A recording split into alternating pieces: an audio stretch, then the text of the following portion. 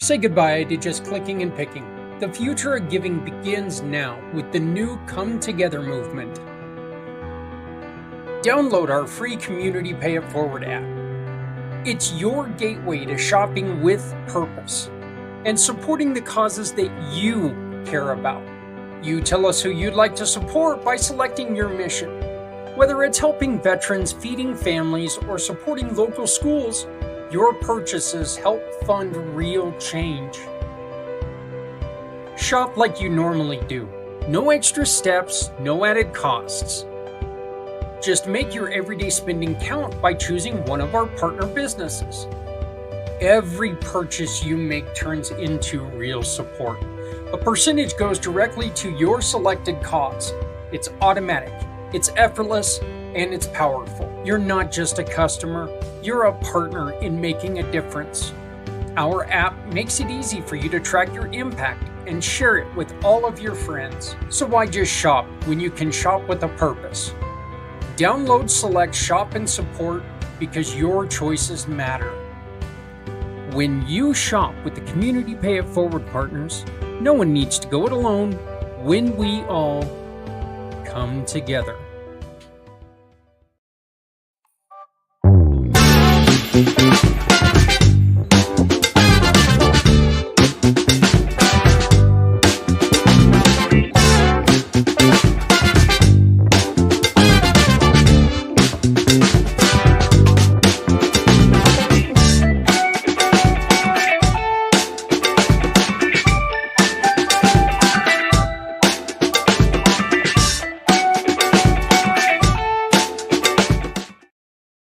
What if your story could power a movement?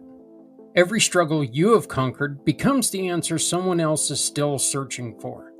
At Community Pay It Forward, your mission matters. When someone shops with one of our giving partners, they can choose to support you simply by uploading a receipt. Your story gets shared, you get visibility, and you can share our program to raise up to 90% in referral awards. You have a story worth sharing. We're here to help you tell it. Apply today by using the QR code or at communitypayitforward.us. Because your story deserves to be shared. And at Community Pay It Forward, no one needs to go it alone when we all come together.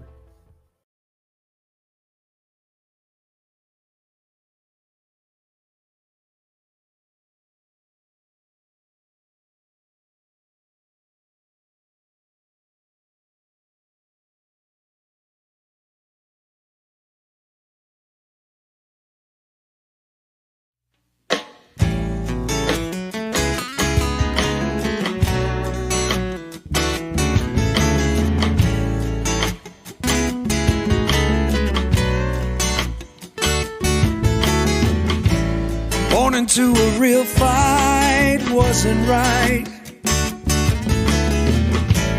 Where can she dream here? Took a hold of her life, left at night, stepping out of her fear. Bring me home. How to look. Great Wednesday evening to all of you. It is Community IMpACT. We have recorded this show partly because I have no idea how long this crazy idea is going to take. I say crazy idea because I wanted to do something that I really think that more people maybe need to do. A lot of times, not trying to get on anybody, all right? And first and foremost, I just want to say that I'm not trying to get on anybody. But I'm going to do something tonight that I think that we all should do. I'm also going to be doing this with another very important document. I just have not come up with exactly when I'm going to do that yet, because right now I'm trying to do all this in one day, which is just ridiculously poorly planned by me. It's all on me. We all know what this week is. As far as I'm concerned, It is just about the greatest holiday that we as Americans have. The 4th of July means everything to you if you're in this country. Saying this, I also understand that the 4th of July does not mean the same thing to everyone in this country. Juneteenth is very important for our African American brothers and sisters because that is when they gained their true freedom. That's one of the misconceptions about this holiday. This is not the day that we in America defeated the British and became free. This is the day that we told the king and the people of England, you want to be friends?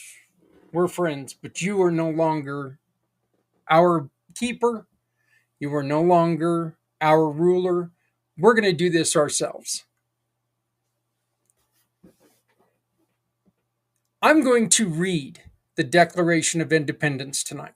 I'm going to read word for word without changing a word in the New English Version. I am not educated enough to read as it was written. And I'm not talented enough to act like I'm from ye good old days, Congress and stuff like that. I can't do that. So I am going to read the Declaration of Independence. I'm going to break it down in a way that is important. Nothing I say tonight, I guess I should amend that. I probably, knowing me, I'm going to put my opinions in somewhere. But the things that I'm going to say tonight are true. They are factual. And if you need to know where we found the facts, you can always contact us. I have no problem sharing them. I'm going to read this document, warts and all. This document says things about groups of people that I cannot stand. The way that it portrays them. It portrays the First Nations people as heathens, I believe, or savages, one of the two. That just pisses me off. But we've grown up.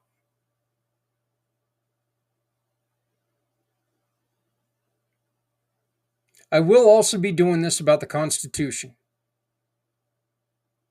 where I read it as is with only facts, no opinion.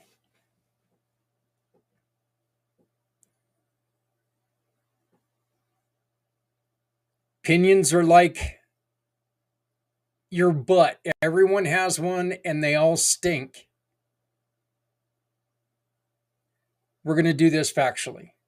I invite you to join me on this journey. If you have any questions about it, please make a comment.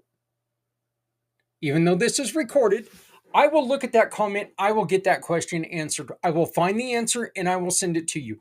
But this is not about my opinion. This is not about my politics. This is not about anything but the Declaration of Independence in honoring the men and women who have served this country since this document was first put together. Again, I invite you to come along. I invite you to have your opinions. That's not a problem. You can have them. I am going to try to keep my opinions out of this conversation. When we get back, in just 1 minute, I'm going to start reading word for word the Declaration of Independence.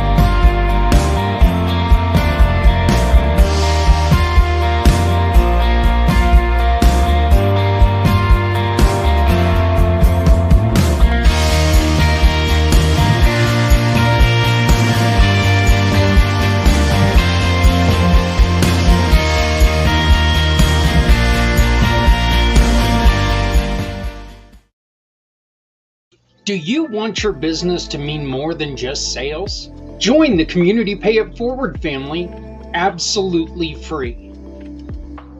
And when you join the Community Pay It Forward family with just a basic listing, you can turn your sales into hope, support, and community caring. You give your customers a chance to support a mission they care about just by doing business with you. It is simple. It is powerful, and it starts with you. Click on the link, add your business, and let's build something beautiful together. Because with your business and Community Pay It Forward, no one needs to go it alone when we all come together. Here we go. Once again, no opinion. As written, this is the Declaration of Independence. The Declaration of Independence was adopted by the Continental Congress on July 4th of 1776. The unanimous declaration of the 13 United States of America are the ones who wrote and adapted this document. When in the course of human events, it becomes necessary for one people to dissolve the political bands which have connected them with another, and to assume along the powers of the earth, the separate and the equal station to which laws of nature and nature's God entitled them. A decent respect to the opinions of mankind requires they should declare the cause which impelled them to the separation. The explanation, okay, this is a break from the original text, but the explanation of this is an opening statement declaring that the colonies must explain why they are breaking away. It also reflects the Enlightenment ideas that the governments derive legitimacy from universal principles, not just tradition. And the laws of nature and laws of nature's God reference natural rights and philosophy. A historical context would be this preamble aimed to show the world, especially France and Spain, that America was not rebelling recklessly, but making a justified claim. This is the Statement of Human Rights. We hold these truths to be self-evident, that all men are created equal. I would actually like to add in my addition, all men and women are created equal, that they are endowed by their Creator with certain unalienable rights. Among these are life, liberty, and the pursuit of happiness. That to secure these rights, governments are instituted amongst men, deriving their just powers from the consent and the governed. That whenever any form of government becomes destructive of these ends, It is the right of the people to alter or abolish it, and to institute new government, laying its foundation on such principles and organizing its powers in such form as to them shall seem most likely to affect their safety and happiness. Folks, I am struggling through this a little bit. This is a hard document to read. It truly is. I would, I'm not going to put it in the area of the Bible. Reading the Bible for me is so difficult because of the language barrier, but this is very difficult to read. What you just heard declares equality and unalienable rights, key enlightenment principles. Consent of the governed is foundational to the democratic legitimacy. The people have the right to overthrow oppressive government is one of the key statements in there. For historical context, directly challenges monarch and divine right. And it also justified revolution, not just as treason, but as an exercise of natural rights. We are back to the original text now. Prudence indeed will dictate that governments long established should not be changed for light and transient causes. Accordingly, all experience has shown that mankind are more disposed to suffer while evils are sufferable than to right themselves by abolishing these forms to which they are accustomed. But when a long train of abuses and usurpations pursuing invariable the same object evinces a design to reduce them under absolute disposition, it is their right, it is their duty to throw off such a government and provide new guards for their future security. The explanation here. This acknowledges that government shouldn't be changed lightly. This is telling them this is not something we're doing on a whim. This isn't because you gave us French fries when we wanted tater tots. This was real thought behind this. It emphasizes that revolution is justified only after repeated abuses. And it lays the groundwork for listing grievances. Okay, so here's what we're going to do. There are 27 different grievances that they sent to the king. Okay, and what we're going to do first is I'm going to read the section, then I'm going to read a highlight of the grievances, and then I'm going to go back and I'm going to read the grievances as listed. So this section's going to take a little bit of time. Such has been the patent sufferance of these colonies, and such is now the necessity which constrains them to alter their former system of government. The history of the present king of Great Britain is history of repeated injuries and usurpations, all having in direct object to the establishment of an absolute tyranny over these states. To provide this, let the facts be submitted to a candid world. Once again, explanation here. This establishes that the king has committed repeated wrongings. And it also prepares to list the specific examples. He has refused assent to laws, the most wholesome and necessary for public good. He has forbidden his governors to pass laws of immediate or pressing importance, unless suspended in their operation till his assent should be obtained. and when so suspended, he has utterly neglected to attend them.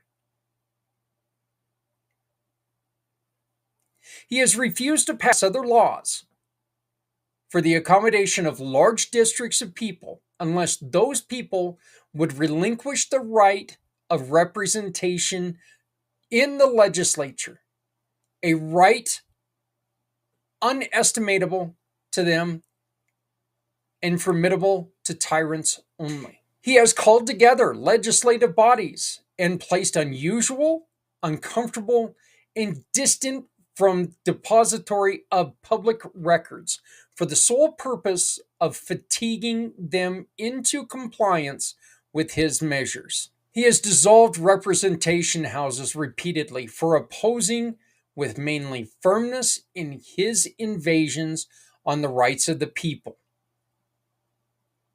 He has refused for a long time after such dissolutions to cause others to be elected, whereby the legislative powers incapable of annihilation have returned to the people at large for their exercise, state remaining in the meantime exposed to all the dangers of invasion from without and convulsions within. He has endeavored to prevent population of these states. For that purpose, obstructing the laws for naturalization of foreigners, refusing to pass others to encourage their migrations hither, and raising the conditions of the new appropriations of land. He has obstructed the administration of justice by refusing his assent to laws for establishing judiciary powers. He has made judges dependent on his will alone for the tenure of their offices and the amount of payment of their salaries. He has erected a multitude of new offices and sent hither swarms of officers to harass our people and eat out their substance.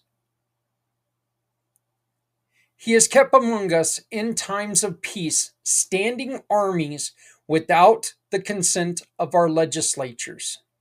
He has affected to render the military independent of the superior to the civil power. He has combined with others to subject us to a jurisdiction foreign to our Constitution and unacknowledged by our laws, giving his assent to their acts of pretend legislation, for quartering large bodies of armed troops among us, for protecting them by a mock trial from punishment of any murders which they should commit on the inhabitants of these United States, for cutting off our trade with all parties of the world, for imposing taxes on us without our consent, for depriving us in many cases of the benefits of trial by jury, and for transporting us beyond seas to be tried for pretend offenses, for abolishing a free system of English laws in neighboring province, establishing therein an arbitrary government, and enlarging its boundaries so as to render it once an example and fit instrument for introducing the same absolute rule into these colonies, for taking away our charters, abolishing our most valuable laws, and altering fundamentally the forms of our government, for suspending our own legislature and declaring themselves invested with power to legislate for us in cases whatsoever.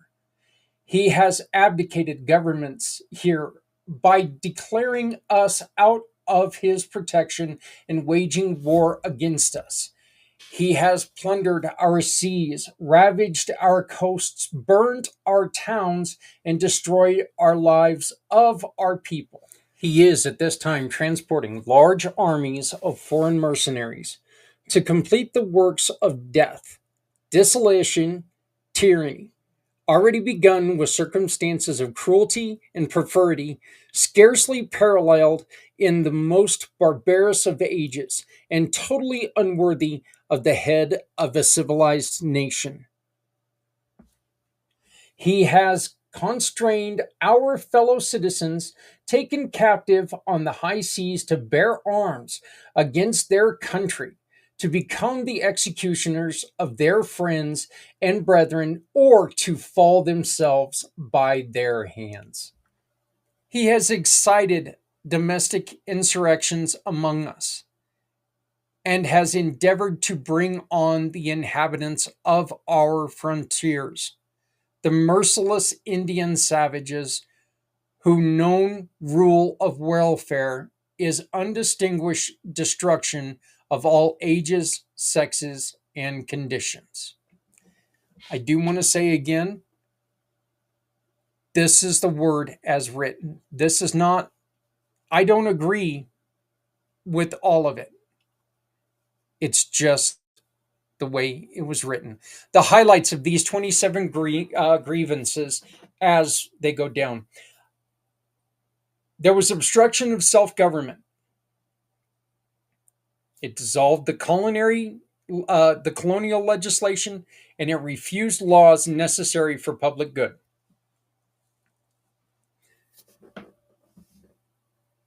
The second was the interference with justice by obstructed courts and made judges dependent on the king. Third complaint was military oppression, kept standing armies in peacetime, made the military superior to civil powers.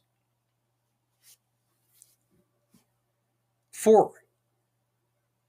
It implemented economic restrictions, cut off trade, imposed taxes without consent. 5th, it violated violation of rights, denied trial by jury, transported colonists for trial abroad. And 6, the incitement of hostility, encouraged attacks by the merciless Indian savages. Historical context. Each grievance is tied to the real acts of Parliament by royal orders. Boy, it is amazing trying to go through this and use words that we don't use every day. And definitely in a structure we don't use every day. Some grievances refer to coercive acts. 1774, such as closing Boston Harbor. Others reference the Declaratory Act of 1776, asserting parliamentary supremacy. In every stage of these oppressions, we have petitioned for redress in the most humble terms. Our repeated petitions have been answered only by repeated injury. A prince whose character is thus marked by every act which may define a tyrant is unfit to be the ruler of a free people. A brief explanation is this declares that the colonies tried peaceful petitions, and it concludes that the king has proven himself a tyrant.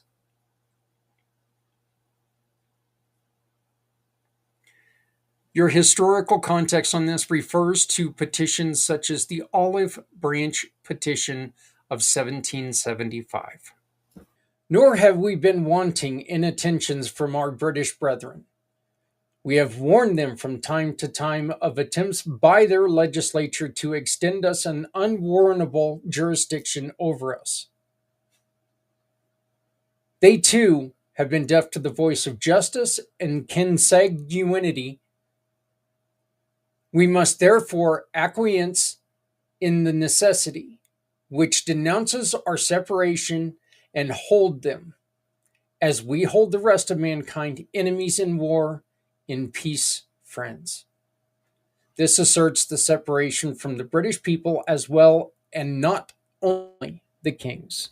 We, therefore, the representatives of the United States of America in General Congress, assembled, appealing to the Supreme Judge of the world for our rectitude of our intentions, do in name and by authority of the good people of these colonies solemnly publish and declare that these united colonies are and of right ought be free and independent states, that they are absolved from all allegiance to the British Crown, and that as free and independent states, they have full power to levy war, conclude peace, contract alliances, establish commerce, and to do all other acts and things which independent states may of right do. This formally declares independence, and it claims all sovereign rights of a nation. What you have heard word for word, some of it slurred, quite a bit of it slurred actually, word for word, how it was written, and a brief explanation without any input of my personal beliefs. It's just an explanation, and there were also some significant additions when it comes to historical context. So that's it, folks. That is the Declaration of Independence. There are 56 signers of this, representing all 13 colonies. And as you will see, they signed this at risk of their own lives. In Delaware, we had George Reed, who lived from 1733 to 1798. He was a lawyer and politician, served in the Continental Congress and later a U.S. Senator. He initially favored reconciliation with with Britain, but signed the Declaration of Independence. Caesar Rodney was a military officer and a politician, rode 80 miles overnight to cast Delaware's deciding vote for independence. And he served as the president of Delaware. Interesting fact there, isn't it? President of Delaware. Lastly, from Delaware, you have Thomas McKean, 1734 to 1817. A lawyer, later Chief Justice and Governor of Pennsylvania. Held multiple offices during the Revolution.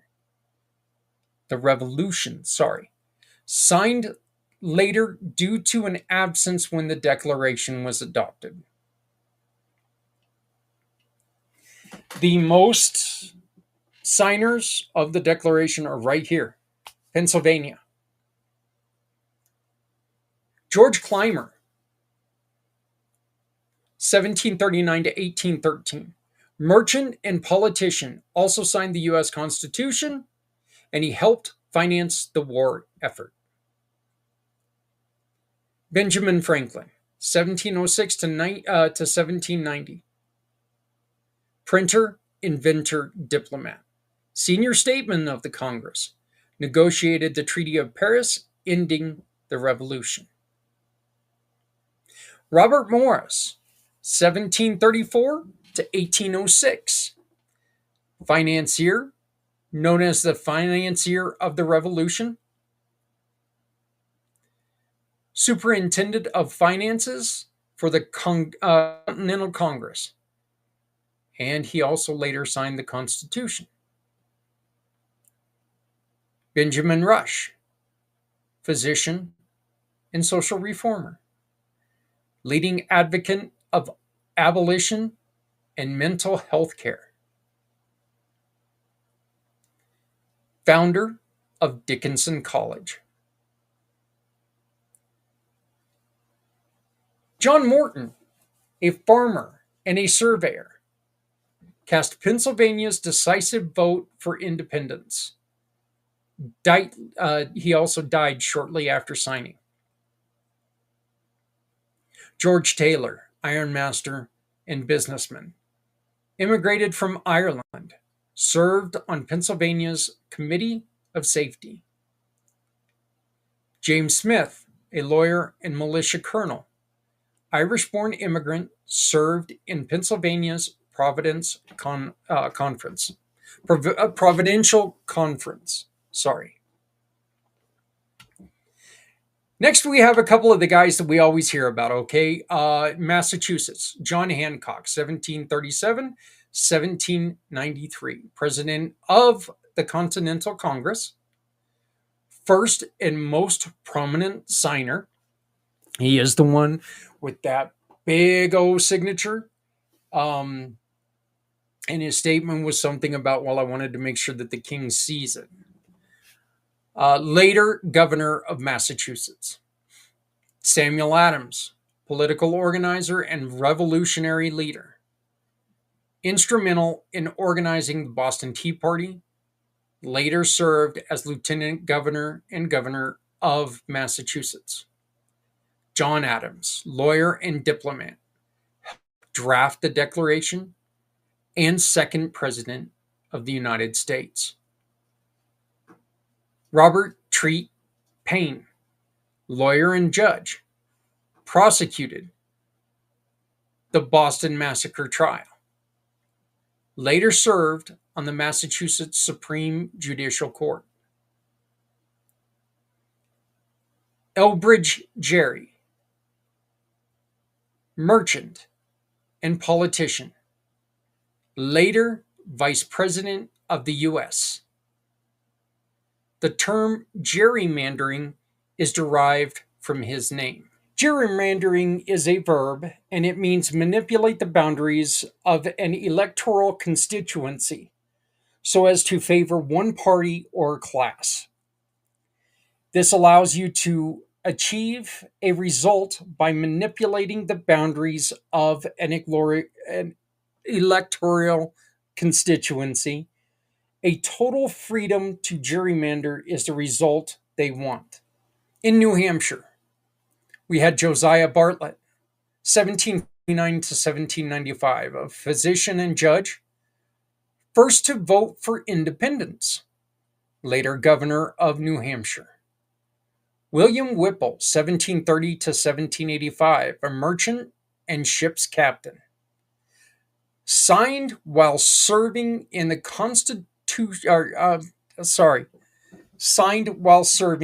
Continental Congress. Later, a brigadier general in the militia.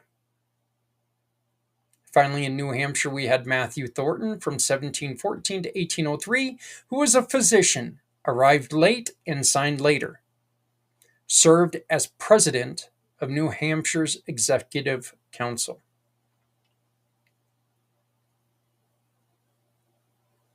Our founding fathers in Rhode Island were Stephen Hopkins, 1707 to 1785, merchant, judge, and longtime colonial governor.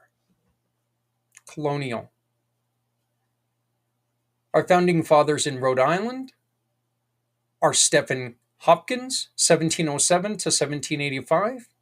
He was a merchant, a judge, and a longtime colonial governor. Signed despite a severe tremor in his hand. Delegate to Albany Congress of 1754. William Ellerly, 1727 to 1820, a lawyer and customs collector, replaced Samuel Ward after his death, advocate for independence and abolition. From New York, we had William Floyd, 1734 to 1821. Wealthy landowner, his property was occupied by the British during the war, and he later served in Congress as a state senator. Philip Livingston, from 1716 to 1778, merchant and philanthropist in English, helped to fund the war effort, died in 1778 while serving in Congress. Francis Lewis, 1713 to 1802, merchant born in Wales. His wife was captured by the British, active in New York's Committee of Safety. And finally, Lewis Morris, 1726 to 1798, landowner and judge. His estate was ravaged during the war, and later served as a state senator. Next, we have New Jersey. Richard Stockton, 1730 to 1781, lawyer and jurist, captured and imprisoned by the British. Health declined after his release. John Witherspoon, Presbyterian minister,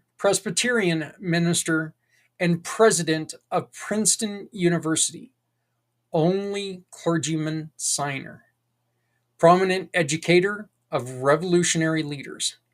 Francis Hopkins, 1737 to 1791, lawyer, judge, and musician, as was Thomas Jefferson. Credited with designing elements of the U.S. flag, later a federal judge. John Hart, 1711 to 1779, farmer and legislator, fled British troops during the war, died in 1779 after years of poor health. And Abraham Clark, 1725 to 1794, surveyor and self-taught lawyer. His sons were captured and treated harshly in British prisons. He served in the Continental Congress until 1788.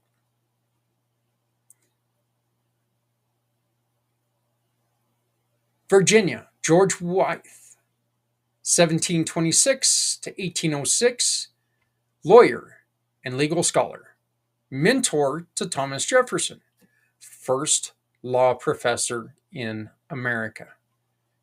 Richard Henry Lee, 1732 to 1794, introduced the Resolution for Independence, later President of Congress and U.S. Senator, from the influential Lee family. And yes, that does include Robert E. Lee.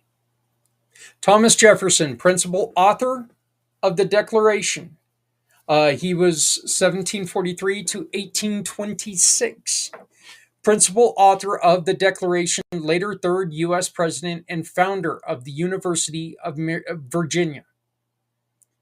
Benjamin Harris, plantation owner and legislator, father of U.S. President William Henry Harrison, later governor of Virginia.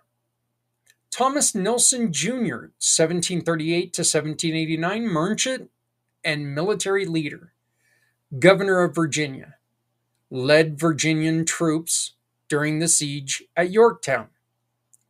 Francis Lightfoot Lee, 1734-1797, planter and legislator, brother of Richard Henry Lee, signed Articles of Confederation. Carter Braxton, 1736 to 1797, merchant and planter, suffered financial ruin supporting the Revolution. Served in Virginia legislature after the war. From North Carolina, we had William Hooper. He was a lawyer, early advocate of the independence. Property was destroyed by the British. Joseph Hughes, 1730 to 1779, merchant and shipbuilder, helped create the Continental Navy, and he died before the war ended. John Penn, 1741 to 1788, very, very young man. A lawyer and a member of the Continental Congress. Later served on North Carolina's Board of War. South Carolina, Edward Rutledge, 1749 1800, was a lawyer and the youngest signer at the age of 26. Later governor of South Carolina. Thomas Hayward Jr., 1746 to 1809, was a lawyer and judge captured by the British during the war. This is the second one that was captured. Signer of the Articles of Confederation. Thomas Lynch Jr. was a planter and soldier. Fell ill and died at sea while traveling to Europe. Replaced his father, who had also been a delegate. Arthur Middleton, 1742 to 1787, planter and political leader, imprisoned by the British. There's number 3. Known for radical views on independence. In Georgia, we had Button Gwinnett, 1735 to 1777, merchant and planter, died in a duel a year after the signing. County in Georgia named for him. Lyman Hall, physician and minister, later governor of Georgia, helped establish the University of Georgia. George Walton, 1749 to 1804, was a lawyer and politician captured during the war. Later U.S. Senator and Chief Justice to Georgia.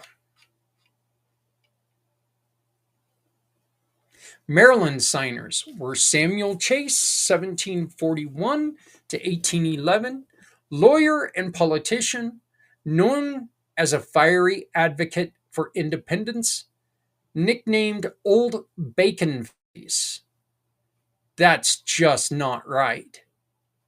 Served in the Continental Congress and later became an Associate Justice of the U.S. Supreme Court, appointed by George Washington. Impeached by the House in 1804, but acquitted by Senate, helping establish judicial independence. William Paca, 1740 to 1799, was a lawyer, planter, and politician, delegate to the Continental Congress, and signer of the Declaration, later served as governor of Maryland, played a key role in creating the Maryland State Constitution. Thomas Stone, 1743 to 1787, lawyer and legislator, reluctant revolutionary who favored reconciliation but signed the Declaration after efforts at compromise failed. Thomas helped draft Maryland's Declaration of Rights and served in Congress, died young, reportedly after his wife's passing. Charles Carroll of Carrollton. Interesting. 1737 to 1832. Long life for this guy. Wealthy planter and the only Roman Catholic signer. One of the richest men in America at the time, added of Carrollton to his signature to distinguish himself from the other Charles Carrolls. Interesting. Served in the Maryland Senate and the U.S. Senate and lived to the age of 95, the longest serving signer. Connecticut signers. Roger Sherman was self-taught lawyer, merchant, and politician. The only person to sign all 4 major founding documents, the Continental Association, 1774, the Declaration of Independence, the Articles of Confederation, and the U.S. Constitution. He served in the Continental Congress and later as U.S. Senator from Connecticut. He was a key figure in designing the Great Compromise that shaped the Congress, House and Senate. Samuel Huntington, 1731 through 1796 was a lawyer and judge, president of the Continental Congress after John Jay, signed the Articles of Confederation and served as governor of Connecticut. His leadership helped hold Congress together during critical war years. William Williams. Wow. Mom and Pop liked the name William. 1731 to 1811, merchant and town leader in Lebanon, Connecticut. Delegate for the Continental Congress, joined in time to sign the Declaration. Longtime member of Connecticut's legislature and Council of Safety, helped fund supplies for the Continental Army. Oliver Wilcott was a lawyer, judge, and military officer. Brigadier General in the Connecticut militia, participated in campaigns against British forces in New York. He later served as governor of Connecticut, active in public service for over 40 years. I want to walk you through the states. So here we go. The 14th addition to the United States was Vermont in 1791. It was the first state beyond the original 13 independent republic that settled land disputes with New York. Kentucky, 1792, split from Virginia. Settlers wanted self-government. The 16th was Tennessee in 1796, formed from part of North Carolina's western lands. Early settlers petitioned for statehood. Ohio comes in as number 17 in 1803, first state from a northwestern territory and part of organized western expansion. Louisiana, land from the Louisiana Purchase, thank you, Mr. Jefferson, admitted to integrate new French-speaking population. Boy, them there French are everywhere. Canada, Louisiana, France. Indiana came along in 1816. Northwest Territory settlement, rapid population growth met this requirement for the addition of Indiana. 20th was Mississippi in 1817, split from Western Georgia secession. Cotton growing region was the main production. Illinois in 1818 from Northwest Territory, balanced free slave state ratio. There's a lot of talk on the free and slave states, how they had to keep the numbers even until after the Civil War. Alabama split from Mississippi Territory. Agricultural settlers demanded representation. In number 23, Maine, 1820, split from Massachusetts. Missouri Compromise paired it as a free state because of the addition of number 24, Missouri, in 1821. Missouri Compromise is what that was called. They get Maine. The North gets Maine, South gets Missouri. Admitted as a slave state, balancing Maine. Arkansas, western lands of Louisiana Purchase. Settler population reached its threshold. That's the reason Arkansas. Number 26 was Michigan, the Northwest Territory. Border dispute with Ohio delayed admission. And that dispute still continues today if you look at any sport. Florida came along in 1845, was acquired from Spain in the Adams-Onis Treaty. Long territorial phase. It was a territory for quite a while. And Texas, Independent Republic of Texas annexed, and controversial over slavery. I don't understand what it meant there, but yeah. Iowa, 1846, part of the Louisiana Purchase, balanced Texas's admission. Once again, Texas came in under as a slave state. They added Iowa. Wisconsin, Northwest Territory, once again was brought in because of rapid settlement. California, the first far west, like far west edition. Gold Rush population boom. Compromise of 1850 admitted it as a free state. Minnesota, 1858, 8 years after California, northwest of Wisconsin, organized territory with with sufficient settlers. Oregon came along the next year, settlers along Oregon Trail. Free state balancing the Kansas question. Kansas, which is weird to me that it says that, because I know that Kansas, look, being from Kansas, this was always something that was weird. Kansas came in 1861 as a free state, but Kansas was it was a deadly area, bleeding Kansas conflict over slavery, because the South thought it should have been a slave state. West Virginia, 1863, broke from Virginia during the Civil War as a Union region. And see, that right there is something I never knew, which was really cool. Doing this, I learned a lot of stuff about the birth of our country just doing this study.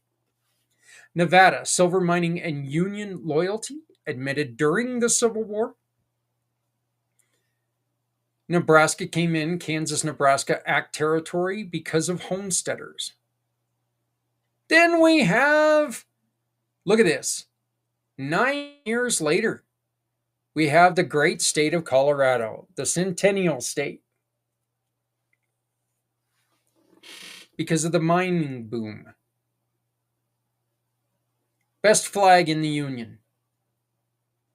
Saying it now, best state in the Union. And because I'm saying it now, that's got to be true, because it is true. Everything I'm saying on here is true. Okay, that's my opinion. Best state in the Union. I love my Colorado. I really do. North Dakota Territory became North Dakota in 1889. Again, we have a difference of 13 years here. So in between Colorado and North Dakota, there was a 13-year pause in growth. Railroads drove the settlement. South Dakota in 1889, the same year, same as North Dakota, split because of political balance. Montana, 1889. Mining and cattle ranching growth. It was a territory for quite a few years. It was a territory for, 25 years. So Montana just became a state after 25 years of territory. Number 42 added was Washington in 1889. Oregon country settlement. Lumber and trade was the main reason why it was birthed. Idaho, mining frontier. Enough population for a statehood. Wyoming, first to grant women voting. Ranching and mining, and Wyoming is mentioned quite often in the railroad sagas. Along with Utah. Utah was first established as a Mormon settlement, and statehood was delayed over polygamy. In 1907, look at this, we're in the 1900s now. 1907, Indian Territory merged with Oklahoma Territory. Land runs brought settlers. New Mexico came about in 1912. Long territorial phase, Spanish and Native heritage. Arizona came out in 1912 as well, last of the contiguous states, mining and agriculture. So now you have the formation of the continental United States. Then along came Alaska in 1959, purchased from Russia in 1867. It had so I mean, look at that. It was in United States territories for almost 100 years, but it was not a state until 1959. Strategic importance in the Cold War. And Hawaii became a state in 1959, former kingdom and U.S. territory. Military significance, especially during World War II. The flag for Hawaii really freaked me out. When I found the flag for Hawaii, it really freaked me out because it still got the British flag on it. It was weird. So, Washington, D.C. is next. Washington, D.C. was established in 1790, and these are just the territories, folks, not the states. These are not states. They're not seen as states. They are territories of the United States. You can have your opinions on whether they ought to be states or not. I will just say this. If you are part of the United States, you ought to be a state. Established in 1790 by the Residence Act, it was created as a compromise between Alexander Hamilton, who wanted the federal government to assume state debts, and Thomas Jefferson and James Madison, who wanted the capital in the South. Land seceded by Maryland and Virginia to create a federal district not part of any state. Became the seat of our government in 1800. Residents can vote for the president since the 23rd Amendment in 1961, but have no representation in Congress, which just does not make a lot of sense to me. Again, opinion. That is my opinion. Next, we have American Samoa. It's unincorporated, unorganized territory. U.S. Navy administration began in 1900, formally ceded in 1900 to 1904. Only U.S. territory where people are U.S. nationals, not citizens by birth. Guam is unincorporated, organized territory, seceded by Spain after the Spanish-American War in 1898. It is, we have it because it's a strategic military base in during World War II and today. Puerto Rico, unincorporated, organized territory, Commonwealth, seceded by Spain in 1898, civil government established in 1900, U.S. citizens since 1917. No presidential vote or voting Congress representation. And the U.S. Virgin Islands is unincorporated, organized territory, purchased from Denmark in 1917 for strategic defense in World War I. Residents are U.S. citizens but cannot vote for the president. The Northern Mariana Islands, Commonwealth in political union with the U.S., became a U.S.-administered UN trust territory after World War II, covenant to establish Commonwealth signed in 1975, effective in 1986, and U.S. citizenship granted in 1986. Again, I'd like to make the point that this was, with the exception of like three things, this was not my opinion. This was not thought.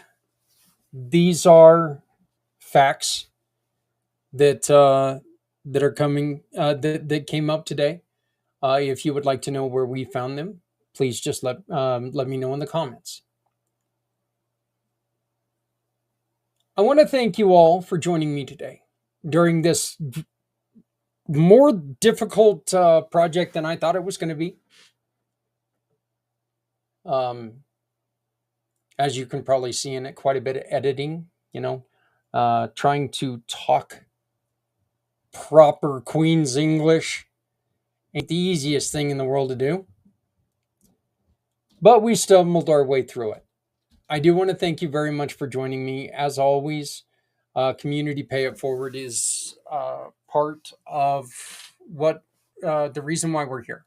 We're here to try to help people. We're here to try to make sure people have an idea on what's going on. You can join our program either by becoming a giving partner, which is right here. That's all the giving partner information. You can join the family for free right here, or there's a 25% discount for this month. Or if you're looking for us, needing us to help you raise a little bit of money, join up here with the mission partner information. We will not have a live show on Monday. We will repeat this show on Monday, just to share this out, because this was a great exercise in learning about our country, learning about what makes our country. If you are interested in what we said, and if you'd like to talk to me, you can get a hold of me through my digital business card, my For My card, or you can use the green QR code up top to get on my calendar.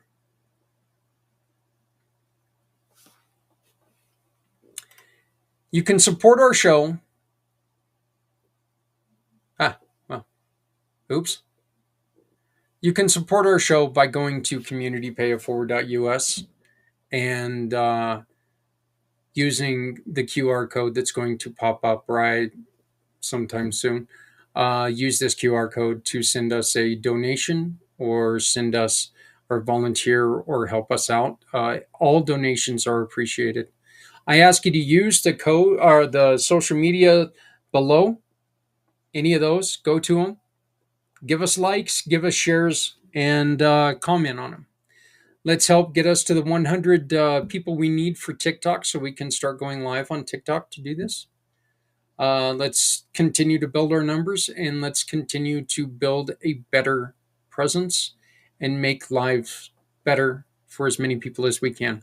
I want to thank you very much for joining me again. My name is Zach Clayton. I am the founder and president of your Community Pay It Forward, Community Dare to Care, and these PAC channels. Coming up on Friday, we have Alan Holmes show the Master Connectors Corner. We had a really good time recording it, and I think it's going to be a really interesting show. It is involving a young man who is looking for employment. So join us at 7 p.m. East, 4 p.m. Pacific, and it's a shorter show. But you know what? It's a way to get your word out there. If you'd like to join us on any of our shows, please get a hold of me, Zach at communitypayitforward.us. That's Zach at communitypayitforward.us. Please make sure you love somebody out there, because somebody out there loves you. My name is Zach Clayton, Community Pay It Forward, Community Dare to Care, and the PAC channels. Please like, share, subscribe, all that fun stuff. Help us help others. If you've got an extra hoodie, don't give it to a yard sale. Don't give it to a thrift store. Put it in your car. Give it to somebody who's struggling with the elements. If you've got some extra food, give it to somebody in your community who's shut in. Give it to somebody on the street who's just trying to stay alive. It means nothing to you, means everything to them. I ask you folks to please never shut up. There are people out there who need to hear your story. When they hear your story, it could change their life. It could change their life without even knowing that they needed to hear your story. Don't talk senseless, but tell your story. Keep telling your story. If you'd like for us to help you tell your story, join us on Community Pay It Forward's PAC channels, on Community IMpACT, on Footprints Forward, on Alan's show. Join us with Les Simpson next week as we celebrate. And to you, to all of our friends here in the United States, whether you're Republican or Democrat, happy 4th of July. Let's remember the United States was born because of this day. This was not the day we won the war. This was not the day we won our freedom. This was the day that we told people we are free. Let's remember the importance of this day. Let's remember that we are a free nation. We are free to think the way we think. This does not make us different because we have free thought. It makes us different in thought. Just keep your thoughts with others. Thank you all very much. Happy 4th of July. For my family, both Community Pay It Forward family and the Clayton family, from my wife Adrienne, from my boys, from my girls, from my grandkids, from my parents, my brothers, my sisters, my fishes, dogs, everyone. Happy holiday. Happy 4th of July. Please love somebody out there because somebody out there loves you. Thank you. And good night.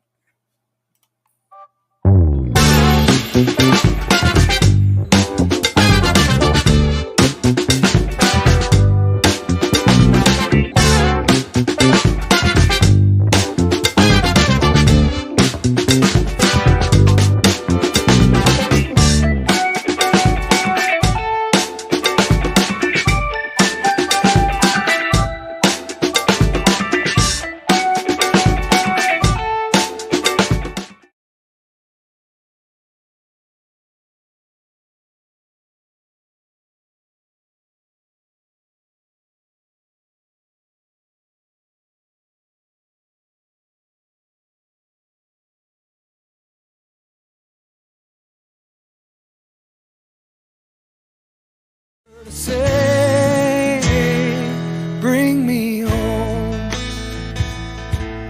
out alone, you show me the way. You wanna hold the heart of Sunset Boulevard. Bring me here, 'cause it's not quite clear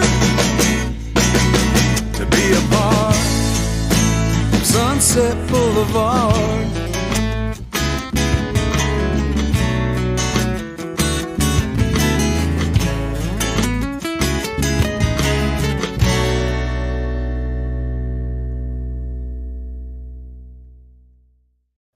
Say goodbye to just clicking and picking. The future of giving begins now with the new Come Together movement. Download our free Community Pay It Forward app. It's your gateway to shopping with purpose and supporting the causes that you care about. You tell us who you'd like to support by selecting your mission. Whether it's helping veterans, feeding families, or supporting local schools, your purchases help fund real change. Shop like you normally do. No extra steps, no added costs. Just make your everyday spending count by choosing one of our partner businesses. Every purchase you make turns into real support. A percentage goes directly to your selected cause.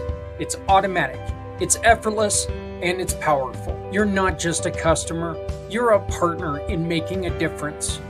Our app makes it easy for you to track your impact and share it with all of your friends. So why just shop when you can shop with a purpose? Download, select, shop, and support because your choices matter. When you shop with the Community Pay It Forward partners,